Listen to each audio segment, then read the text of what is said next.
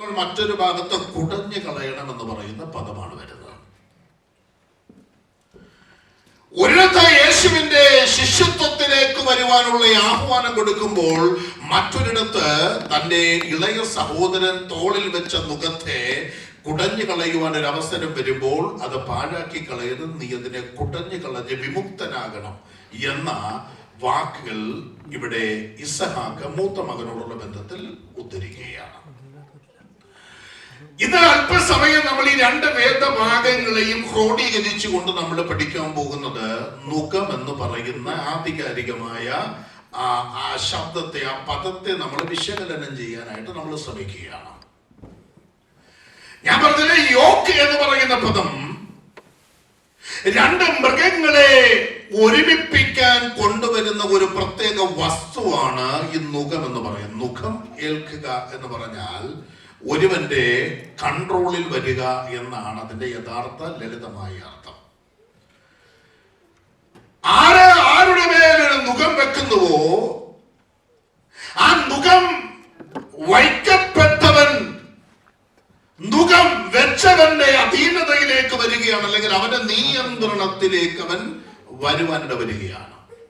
പണ്ട് കാലത്താണെങ്കിൽ ഒരു യോക്ക് എന്ന് പറഞ്ഞാൽ രണ്ട് കാളകളെ അതിന്റെ കഴുത്തിൽ ഒരു മരക്കഷണം വെച്ച് അതിനെ രണ്ടിനെയും ഒരു പാതയിലൂടെ നടത്തേണ്ടതിന് ആ വീട്ടുടമസ്ഥൻ അല്ലെങ്കിൽ ആ കാളയുടെ അവകാശി ഉടമസ്ഥൻ ആ മൃഗത്തിന്റെ തോളിൽ വെക്കുന്ന ഒരു പ്രത്യേകതരം മരക്കഷണത്തെ, ഒരു വുഡൻ പീസിനെയാണ് യോക്ക് എന്ന് നമുക്ക് സാധാരണ നിലയിൽ പഠിപ്പാൻ കഴിയുന്നത്.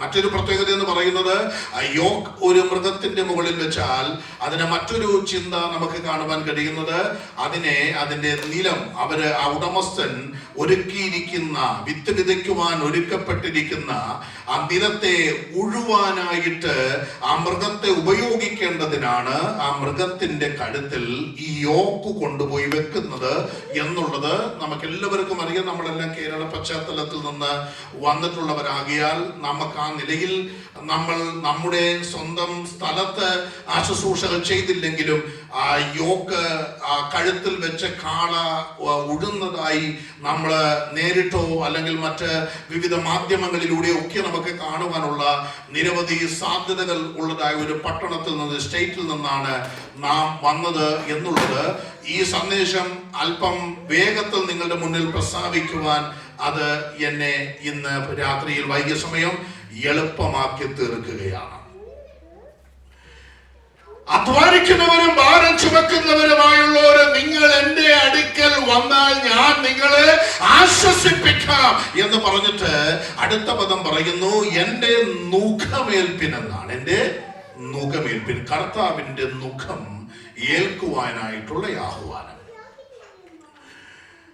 മാത്രമല്ല, യേശുവിന്റെ മുഖം ഏൽക്കുവാൻ യേശു ആഹ്വാനം ചെയ്യുമ്പോൾ അതിനോട് ചേർന്ന് ആ മുഖത്തിന്റെ പ്രത്യേകതയെ കർത്താവ് അവിടെ വിശദീകരിക്കുന്നതായിട്ട് നമുക്ക് കാണാം. അതാണ് യേശുവിന്റെ പ്രസ്താവനയിലെ ഒരു പ്രധാനമായ ചിന്തയായി നമുക്ക് മനസ്സിലാക്കാൻ കഴിയുന്നത്.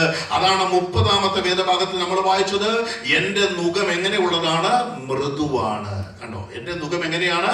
മൃദുവാണ്, എന്റെ ചുമട് ലഘുവാണ്. കണ്ടോ, മുഖം എന്ന് പറയുന്നത്, യേശുവിന്റെ മുഖം ഏൽക്കുമ്പോൾ ആ മുഖത്തിന്റെ രണ്ട് സവിശേഷതകളെ ആത്മാവ് ചൂണ്ടിക്കാണിച്ചുകൊണ്ട് പറയുകയാണ്. എന്റെ മുഖം എങ്ങനെയുള്ളതാണ്? മൃദുവാണ്. മറ്റൊരു ശബ്ദം പറയുന്നത് എന്റെ ചുമട് അത് ലഘുവാണ്. ഇത് യേശു എടുത്തു പറയാനുള്ള കാര്യം എന്താണെന്ന് അറിയാമോ? പഴയ നിയമത്തിൽ ഈ മുഖമേറ്റ കാള വലിയ ചുമടാണ് ചുമക്കുന്നത്. മാത്രമല്ല, അതിന്റെ മുഖം ഒരിക്കലും മൃദുവല്ല, വളരെ പരുപരുത്ത മുഖമാണ് കാളയുടെ കഴുത്തിൽ. മുഖം എന്ന് പറയുന്ന പദം നമ്മൾ പഠിക്കുമ്പോൾ അത് വെക്കപ്പെടുന്നതായിട്ട് ദൈവവചനം പരാമർശിക്കുന്നത്.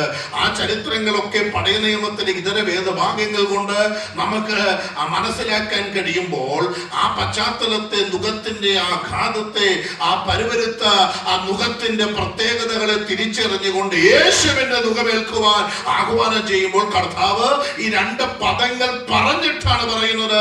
എന്തുകൊണ്ട് എന്റെ നുകം നിങ്ങൾ ഏൽക്കണം എന്ന് പറഞ്ഞിട്ട് പറയുന്നു.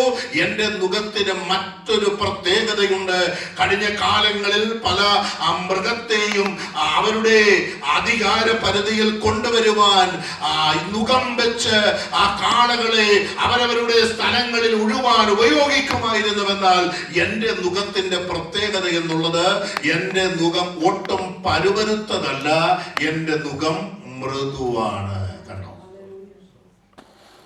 വായനക്കാരുടെ, കേൾവിക്കാരുടെ ശ്രദ്ധയിൽ യേശുവിന്റെ നുകത്തിന്റെ പ്രത്യേകതകളെ ദൈവം വളരെ ആധികാരികമായി ലളിതമായി വിശദീകരിച്ചിട്ട് പറയുകയാണ്, നിങ്ങൾ എന്നോട് പഠിപ്പിൻ എന്നാണ്. എങ്ങനെയാണ്? നിങ്ങൾ എന്നോട് പഠിപ്പിൻ. നുകം, നമുക്ക് യേശുവിന്റെ നുകവും ഈ ലോകത്തിൽ ഒരു കാളയുടെ അല്ലെങ്കിൽ മനുഷ്യന്റെ മുകളിൽ ശത്രു കൊണ്ടുവന്ന് വെക്കുവാൻ ആഗ്രഹിക്കുന്ന നുകവും തമ്മിലുള്ള പ്രത്യേകതകളെ നമുക്ക് പഠിക്കാൻ കഴിയണമെങ്കിൽ യേശു പറഞ്ഞ വാക്കുകൾ ശ്രദ്ധിക്കണം. എന്റെ നുകം മൃദുവെന്ന് പറയുമ്പോൾ മറുഭാഗത്ത് ആ പരുവരുത്ത ഒരു നുകമുണ്ട് എന്നുള്ളത് മനസ്സിലാക്കപ്പെട്ട ജനത്തിന്റെ ശ്രദ്ധയിലേക്ക് ഈ ഭാഗം യേശു ക്രിസ്തു കൊണ്ടുവരികയാണ്. കാര്യം അവിടെ പറയുന്ന ആദ്യത്തെ പദം എന്താണ്? അധ്വാനിക്കുന്നവരും ഭാരം ചുമക്കുന്നവരുമായുള്ളവരെ, നിങ്ങൾ എന്റെ അടുക്കൽ വന്നാൽ ഞാൻ നിങ്ങളെ ആശ്വസിപ്പിക്കാം. മറുഭാഗത്ത് നുകം വെക്കുന്നത് ഭാരം ചുമക്കേണ്ടതിനാണ്. ഭാരം ചുമക്കേണ്ടതിന് നുകം വെക്കപ്പെടുന്ന ആ സമൂഹത്തോട് യേശു പറയുകയാണ്, അധ്വാനിക്കുന്നവരും ഭാരം ചുമക്കുന്നവരുമായുള്ളവരെ, നിങ്ങൾ എന്റെ അടുക്കൽ വന്നാൽ എന്റെ നുകമേറ്റുകൊണ്ട് ഭാരം ചുമക്കുമെന്നല്ല, മറിച്ച് ഞാൻ നിങ്ങളെ ആശ്വസിപ്പിക്കാം. കണ്ട, കംഫോർട്ട് ചെയ്യപ്പെടുന്നു. കണ്ടോ? രണ്ട് നുകത്തിന്റെ പ്രത്യേകതകൾ നിങ്ങളുടെ ശ്രദ്ധയിൽ വരാനാണ് ഞാൻ രണ്ട് വാക്യങ്ങൾ മാറി മാറി ഉദ്ധരിച്ചുകൊണ്ട് നിങ്ങളുടെ ശ്രദ്ധയിലേക്ക് ഈ വേദഭാഗം കൊണ്ടുവരുവാൻ ഞാൻ പരിശ്രമിക്കുന്നത്. അപ്പൊ മനസ്സിലാകുന്നുണ്ടോ? അപ്പോൾ ഭാരം ചുമക്കുവാൻ വയ്ക്കപ്പെടുന്ന നുകത്തിന്റെ മറ്റൊരു പ്രത്യേകത യേശു പറയുന്നു, ഇത് ഭാരം എടുത്ത് നിന്റെ തോളിൽ അല്ലെങ്കിൽ നിന്റെ കഴുത്തിൽ വെക്കുന്ന നുകമല്ല, ഇത് അധ്വാനിക്കുന്നവരെ എന്റെ അടുക്കൽ വിളിച്ചിട്ട് അവനെ ആശ്വസിപ്പിക്കുന്ന നുകമാണ്. എന്നിട്ട് പറയുന്നത്, എന്റെ നുകമേറ്റാൽ അത് മൃദുവാണ്, അത് ലഘുവാണ്.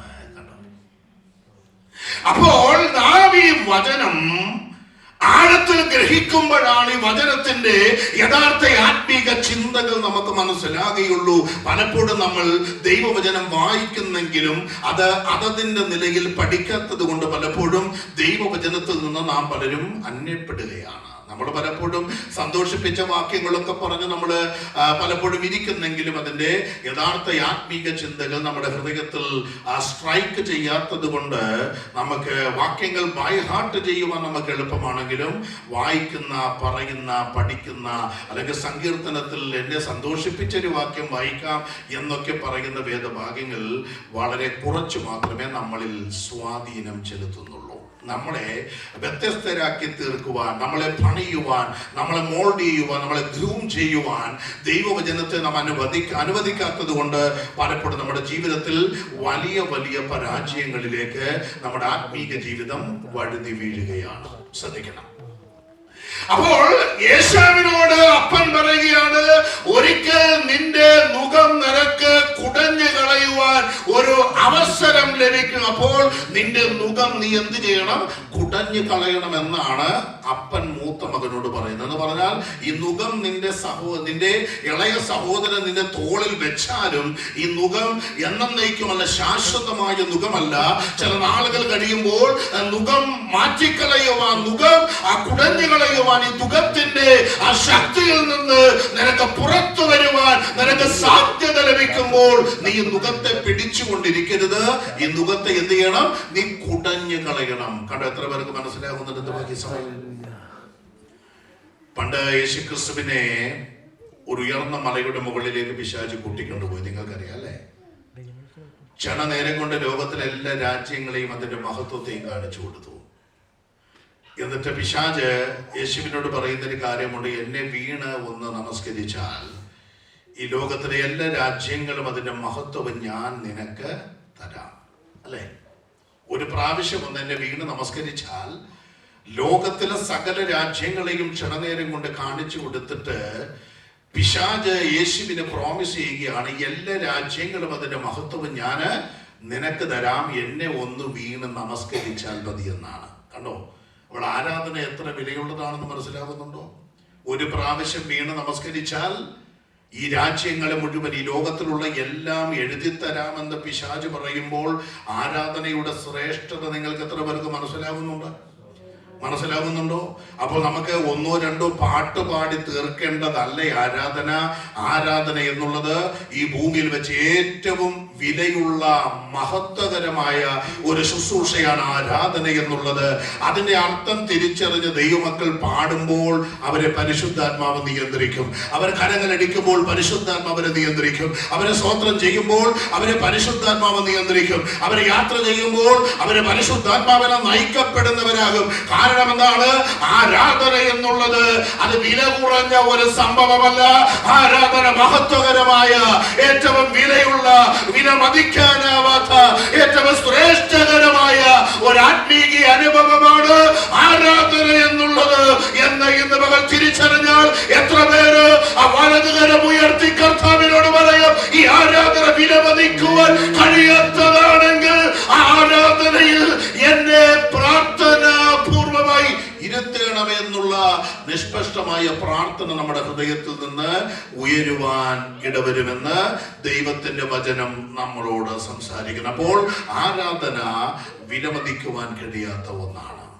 പുരോഹിതന്മാർ, നമുക്ക് മൂപ്പന്മാരെ ഒക്കെ നമുക്ക് ദൈവത്തിന്റെ സിംഹാസനത്തിന് ചുറ്റും കാണുവാൻ കഴിയുന്നു. അവർക്ക് ലഭിച്ച കിരീടങ്ങളെ, മഹത്വങ്ങളെ മുഴുവൻ അത് സിംഹാസനത്തിൽ ഇരിക്കുന്ന ദൈവത്തിന്റെ മുന്നിൽ കാൽച്ചുവട്ടിലിട്ടേച്ച് സാഷ്ടാംഗം വീണ് ആരാധിക്കുന്ന ശ്രേഷ്ഠകരമായ ഭാഗങ്ങളൊക്കെ തിരുവചനത്തിലൂടെ നമുക്ക് പാരായണം ചെയ്യുവാൻ ദൈവത്തിന്റെ ആത്മാവ് നമ്മളെ സഹായിക്കുന്നതാണ്. അപ്പോൾ ഞാൻ മനസ്സിലാക്കുന്നത്, നമുക്ക് ലഭിച്ചതെല്ലാം ഈ ഭൂമിയിൽ നഷ്ടപ്പെടുത്തേണ്ടി വന്നാലും അതിനേക്കാൾ ഒക്കെ വിലമതിക്കുന്ന ഒന്നാണ് കർത്താവിനോടുള്ള നമ്മുടെ ആരാധന എന്നുള്ളത്. ദൈവമക്കൾ ആരും മറന്നു കളയരുത്. ദൈവത്തിന്റെ വചനം പറയുന്ന പ്രൊസ്കീനിയോ എന്ന് പറയുന്ന മൂലപദത്തിന്റെ അർത്ഥം സാഷ്ടാംഗം വീണ് പ്രണമിക്കുക എന്നാണ്. പ്രൊസ്കീനി എന്ന് പറയുന്ന മൂലഭാഷയുടെ അർത്ഥം ഒന്നുകൂടി പറയുന്നു, സാഷ്ടാംഗം വീണ് പ്രണമിക്കുക. അപ്പോൾ ആരാധന എന്ന് പറയുന്ന പദം പ്രൊസ്കീനിയോ എന്ന് പറയുന്ന പദത്തിൽ നിന്നാണ് നമുക്ക് മനസ്സിലാകുന്നത്. അങ്ങനെ നമ്മൾ പഠിച്ചാൽ സാഷ്ടാംഗം വീഴുക.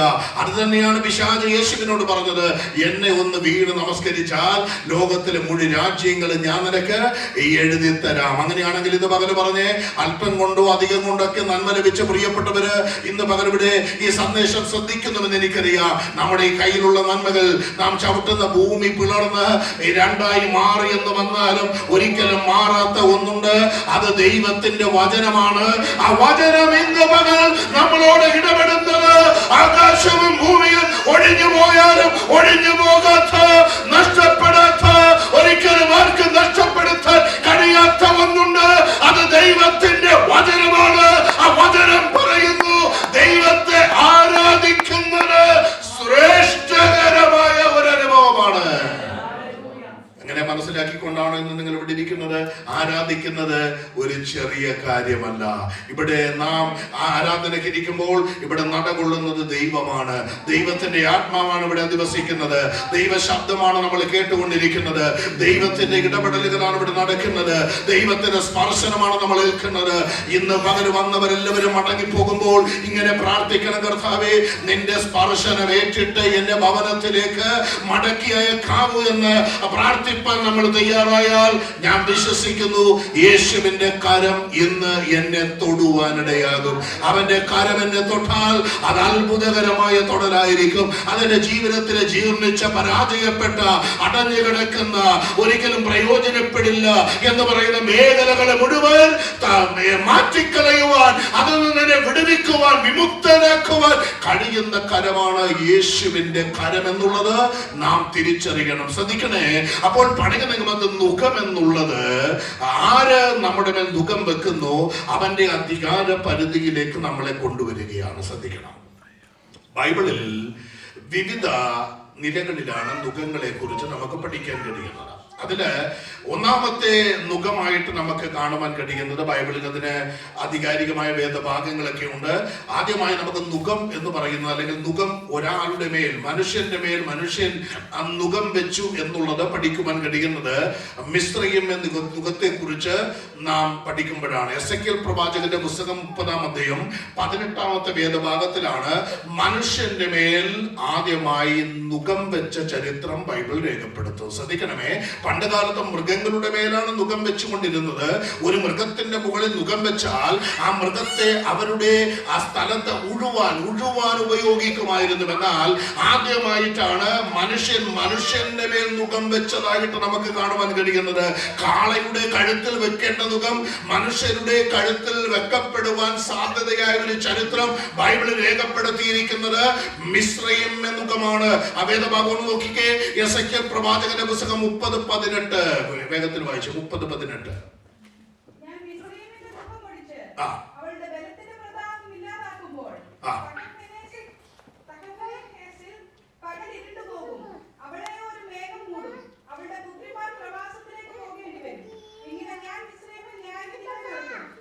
എസെക്കിയേൽ പ്രവാചകന്റെ പുസ്തകം 30-ാം അധ്യായത്തിന്റെ 13-ാമത്തെ വേദഭാഗത്തിലേക്ക് നമ്മൾ വരുമ്പോൾ, 30-ാം അധ്യായം അതിന്റെ 18-ാമത്തെ വേദഭാഗത്തിലേക്ക് വരുമ്പോൾ അവിടെ പറയപ്പെടുന്ന ഒരു നുകം, ഞാൻ മിസ്രയീമിന്റെ നുകം ഒടിച്ച് അവളുടെ ബലത്തിന്റെ പ്രതാപം ഇല്ലാതാക്കുമ്പോൾ തഹഫ്നേസിൽ പകൽ ഇരുട്ടുണ്ടാകും. കണ്ടോ, മനസ്സിലാകുന്നുണ്ടോ? ഞാൻ മിസ്രയീമിന്റെ നുകം ഒടിച്ച് അവളുടെ ബലത്തിന്റെ പ്രതാപം ഇല്ലാതാക്കുമ്പോൾ എന്ന് പറഞ്ഞാൽ മനുഷ്യന്റെ മേൽ നുകം കൊണ്ടുവന്നു എന്നുള്ളത് ബൈബിളിൽ ആദ്യമായി ചിത്രീകരിക്കുന്നത് അത് പഴയ നിയമ പുസ്തകത്തിൽ, അല്ലെങ്കിൽ ഇസ്രായേൽ മക്കളുടെ മിസ്രയീമിലെ 430 വർഷത്തെ ജീവിത കാലയളവിൽ നടക്കുന്ന ഒരു പ്രത്യേകതയാണ് എസെക്കിയേൽ പ്രവാചകൻ ചൂണ്ടിക്കാണിക്കുന്നത്. നമുക്കറിയാം, ഇസ്രായേൽ മക്കൾ ഈജിപ്തിലേക്ക് വരുമ്പോൾ കേവലം 70 പേരെ ഉണ്ടായിരുന്നുള്ളൂ. അങ്ങനെയാണ് അവരുടെ തുടക്കം. അവർ ഈജിപ്തിലേക്ക് വരുമ്പോൾ 70 പേര് വരുന്ന ഒരു സംഘമാണ് മിസ്രയീമിലേക്ക് കുടിയേറുന്നത്. ഈ മിസ്രയീമിലേക്ക് 70 പേര് വരുവാൻ കാരണമായത് യോസഫ് എന്ന് പറയുന്ന ഒരുവന്റെ സഹായത്താലാണ് 70 പേർക്ക് ഇസ്രായേലിൽ നിന്ന് മിസ്രയീമിലേക്ക് കുടിയേറുവാൻ അവസരം ലഭിക്കുന്നത്. ഇസ്രായേലിൽ ആ കാലഘട്ടത്തിൽ വലിയ ക്ഷാമം നിലനിൽക്കുമ്പോൾ ആ ക്ഷാമത്തിന്റെ ആഘാതമേൽക്കാതെ മരിക്കാതെ എന്തെങ്കിലുമൊക്കെ കടിച്ച് രക്ഷപ്പെടുവാൻ തത്രപ്പാടിലായിരിക്കുമ്പോൾ യോസഫ് മുഖാന്തരം 70 പേരടങ്ങുന്ന ഒരു സംഘത്തിന് മിസ്രയീമിലേക്ക് വരുവാൻ ദൈവം അവസരം കൊടുക്കുന്ന യോസഫിലൂടെ. അങ്ങനെ 70 പേരാണ് മിസ്രയീമിലേക്ക് വരുന്നത്. മിസ്രയീമിലെ ജീവിതം തുടങ്ങുമ്പോൾ എണ്ണിത്തിട്ടപ്പെടുത്തുവാൻ കഴിയുന്ന നമ്പറേ മിസ്രയീമിലുള്ളൂ. അതാണ് ബൈബിൾ പറയുന്നത്, 70 പേര് അടങ്ങുന്ന ഒരു സംഘമാണ് മിസ്രയീമിലേക്ക് ആദ്യം വരുന്നത്. അവിടുന്ന് അല്പം നമ്മൾ വായിക്കുമ്പോൾ അവിടെ ഇങ്ങനെയാണ് വായിക്കുന്നത്, ഫറവോൻ ആദ്യം ആ സമയത്തിരുന്ന ഫറവോന്റെ കാലശേഷം മറ്റൊരു ഫറവോൻ അവിടെ ചാർജ് എടുക്കുന്നു. അദ്ദേഹം ചാർജ് എടുക്കുമ്പോൾ ബൈബിൾ പറയുന്നു യോസഫിനെ അറിയാത്ത ഒരു രാജാവ് വാണു. കണ്ടോ, അപ്പൊ യോസഫിനെ അറിയുന്ന രാജാക്കന്മാരായിരുന്നു കഴിഞ്ഞ കാലങ്ങളിലൊക്കെ ഇസ്രായേലിനെ ഭരിച്ചത്. അന്ന് ഇസ്രായേലിന്റെ മേൽ നുകം വെച്ചിട്ടില്ലായിരുന്നു. എന്നാൽ പിന്നീട് വന്നൊരു രാജാവിന്റെ പ്രത്യേകത, ആ രാജാവിന് യോസഫിനെ അറിയത്തില്ല, യോസഫ് എന്ന് പറയുന്ന മന്ത്രിയെ അറിയത്തില്ല, യോസഫ് എന്ന് പറയുന്ന അധികാരിയെ അറിയില്ല. അങ്ങനെ അറിയാതെ വന്നപ്പോൾ ആ ഫറവോൻ, ആ രാജാവ് അവിടെ തന്റെ ഹൃദയത്തിൽ താൻ ഇങ്ങനെ ചിന്തിക്കുകയാണ്, ഇവര് പെരുകി തുടങ്ങി. ശ്രദ്ധിക്കണം, ഇവര് പുറപ്പാട് പുസ്തകം എടുത്ത് 1-ാം അധ്യായം 5-ാം വാക്യം, നുകം എന്ന് പറയുന്ന പദം അതിന്റെ യഥാർത്ഥ മീനിങ് നിങ്ങളുടെ ഉള്ളത്തിൽ സ്ട്രൈക്ക് ചെയ്യുന്നത് വരെ ചില വേദഭാഗങ്ങൾ വായിച്ചേ മതിയാകൂ. നമ്മൾ വായിച്ചേ 1-ാം അധ്യായം 5 മുതലുള്ള വേദഭാഗങ്ങൾ ഒന്ന് വായിച്ചേ.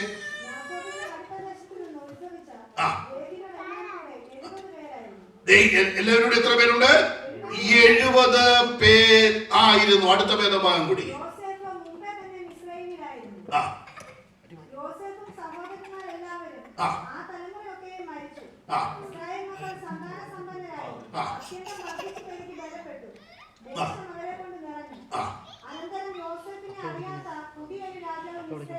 കണ്ടോ, ഇവിടെ 7-ാമത്തെ വേദഭാഗത്തിൽ ഇസ്രായേൽ മക്കൾ സന്താന സമ്പന്നരായി കണ്ടോ? അത്യന്തം വർദ്ധിച്ച് പെരുകി ബലപ്പെട്ടു, ദേശം അവരെ കൊണ്ട് നിറഞ്ഞു. എത്ര പേരാ വന്നത്? 70 പേരാണ് മിസ്രൈമിലേക്ക് വരുന്നത്. എന്നാൽ അവിടെ നടക്കുന്ന ഒരു അത്ഭുതം, നാളുകൾ കഴിയുമ്പോൾ 7-ാം വേദഭാഗത്തിൽ ഇസ്രായേൽ മക്കൾ സന്താന സമ്പന്നരായി. അവർക്ക് തലമുറകളെ കർത്താവ് കൊടുത്തു. അവരെ എണ്ണത്തിൽ പെരുകും.